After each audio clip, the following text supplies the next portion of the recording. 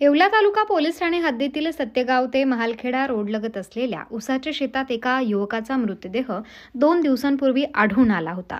मयत युवक हा दहिवडी तालुका सिन्नर येथील संतोष दत्तात्रय शेळके वय वर्ष 27 असल्याचे तपासात निष्पन्न झाले होते. यातील मैतास अज्ञात आरोपीने डोक्यावर व तोंडावर गंभीर जखम करून जीवे ठार मारले.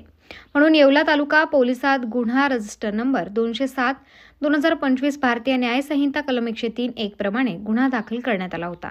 नाशिक ग्रामीण पोलीस अधीक्षक बाळासाहेब पाटील, अपर पोलीस अधीक्षक नाशिक ग्रामीण आदित्य मिरखेलकर, अपर पोलीस अधीक्षक मालेगाव तेकबीर सिंग सिंधू यांनी घटनेचा आढावा घेऊन खुनाचा गुन्हा उघडकीस आणण्यासाठी तपास पथकांना सूचना केल्या होत्या.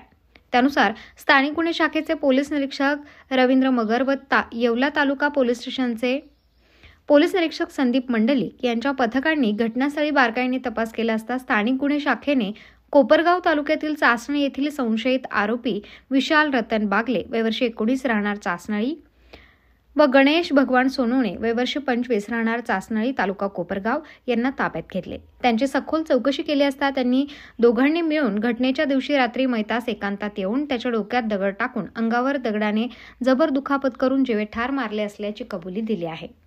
सदर खुनाचा गुन्हा पूर्व वैमनस्यातून केला असल्याचे तपासात समोर आले असून संशयित आरोपींना गुन्ह्याच्या पुढील तपासाकामी येवला तालुका पोलीस ठाण्यात हजर करण्यात आले आहे.